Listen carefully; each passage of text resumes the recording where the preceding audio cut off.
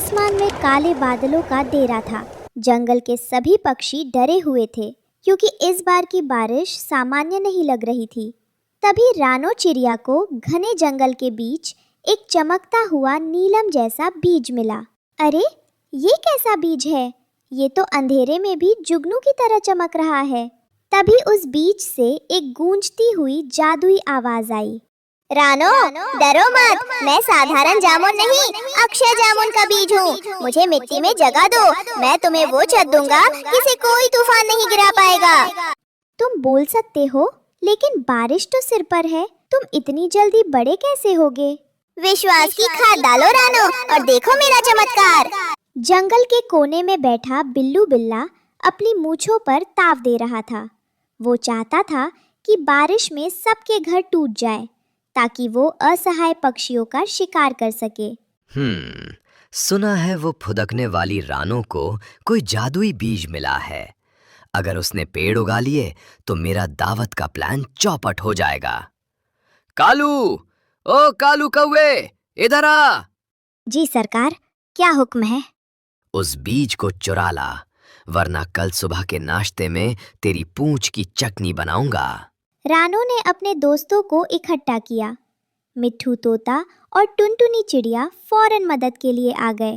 रानो बहन, क्या सच में ये बीज हमें बाढ़ से बचाएगा? मेरा घोंसला तो पिछले साल भी बह गया था। फिक्र मत कर टुनटुनी, रानो की आंखों में मुझे भरोसा दिख रहा है। चलो गड्ढा खोदते हैं। तभी कालू कौवा वहां आ धमका।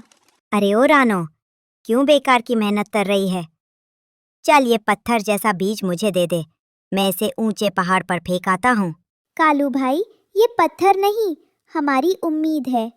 तुम भी हमारी मदद क्यों नहीं करते? मदद? और मैं?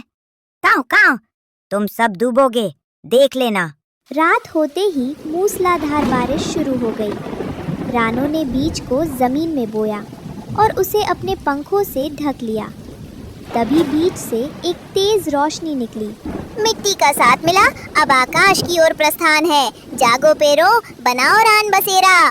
पलक झपकते ही वहाँ एक दो नहीं बल्कि बहुत सारे जामुन के विशाल पेड़ उगाए। उनकी टहनियाँ इतनी मजबूत और घनी थी कि बारिश की बूंदें भी उन्हें पार नहीं कर पा रही थी। देखो, जामुन के पेड़, और इनमें तो पके हुए फल भी लगे हैं। वाह, ये तो कमाल हो गया। अब कोई पक्षी बेघर नहीं रहेगा। तभी नीचे से बिल्लू बिल्ला की चीख सुनाई दी। पानी का स्तर बढ़ रहा था और बिल्लू एक छोटी सी लकड़ी पर तैर रहा था। बचाओ रानो, मुझे बचा लो, मैं डूब रहा हूँ। मुझे भी बचाओ, मेरे पंख भीग गए हैं, मैं उड़ नहीं पा रहा। रानो, इन्हें मत बचाना, ये हमारे दुश्मन हैं। नहीं मिट्ठू, मुसीबत में पड़े दुश्मन की मदद करना ही सबसे बड़ी जीत है। कालू भाई, बिल्लू भाई, ऊपर आ जाओ। इन जामुन के पेड़ों की शाखाएं बहुत मजबूत हैं। रानो और उसके दोस्तों ने मिलकर बिल्लू और कालू को ऊपर खींच लिया। रानो, मैंने तुम्हारा बुरा चाहा, लेकिन तुमने मेरी जान बचाई। आज से मैं किसी पक्षी को तंग नहीं करूँगा। शाबाश रानो, जहाँ एकता और दया होती है वहाँ मेरा जादू हमेशा बना रहेगा। अब ये जामुन का बाग हमेशा तुम्हारे जंगल की रक्षा करेगा। बाढ़ का पानी उतर चुका था, लेकिन जंगल के कई पक्षियों के घर पूरी तरह टूट चुके थे। जामुन के जादुई पेड़ों की छांव में अब पूरा जंगल एक परिवार की तरह रह रहा था।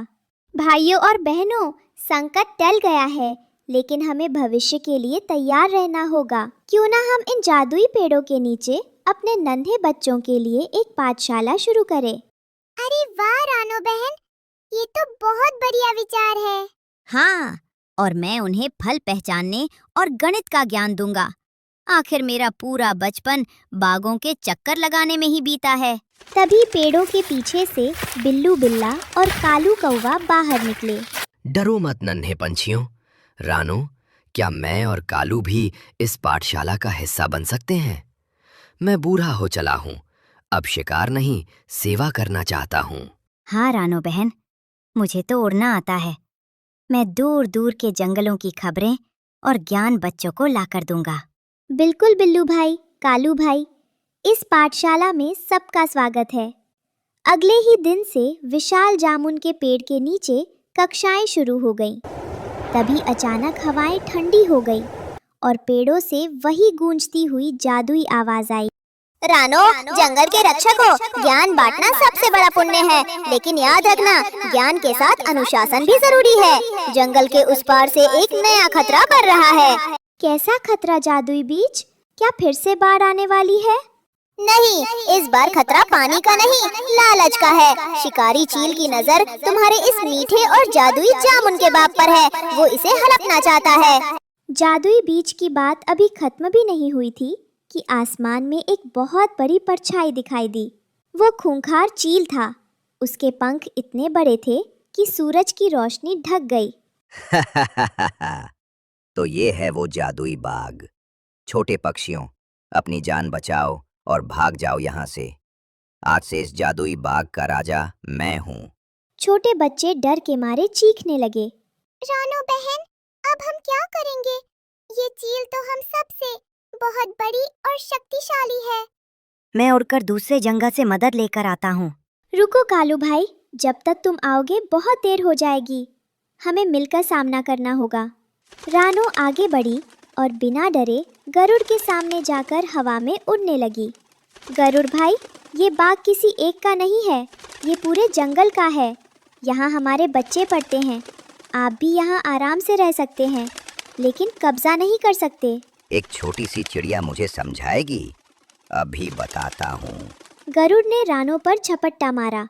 जैसे ही गरुड़ ने हमला किया, बिल्लू बिल्ला नीचे से जोर से चिल्लाया। मिट्ठू, टुनटुनी, कालू, जामुन के पके हुए फल तोड़ो और इसकी आंखों पर निशाना लगाओ। रानो, तुम उसे नीचे की तरफ खींच कर लाओ।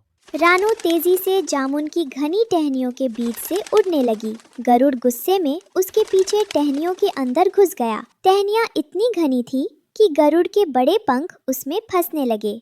हमला! सैकड़ों पक्षियों ने मिलकर गरुड़ के ऊपर पके हुए जामुनों की बारिश कर दी।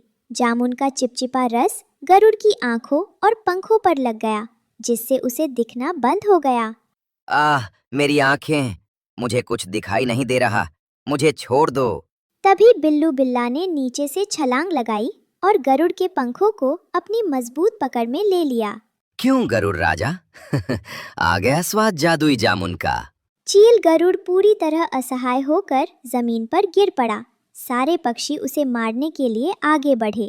इसने हमारे बच्चों को डराया है, इसे सजा मिलनी चाहिए। रुको दोस्तों, जादुई बीज ने हमें क्या सिखाया था? नफरत को नफरत से नहीं, प्यार से जीता जाता है। रानो जामुन की पत्ती में साफ पानी भरकर लाई और गरुड़ की आंखों पर छिड़का।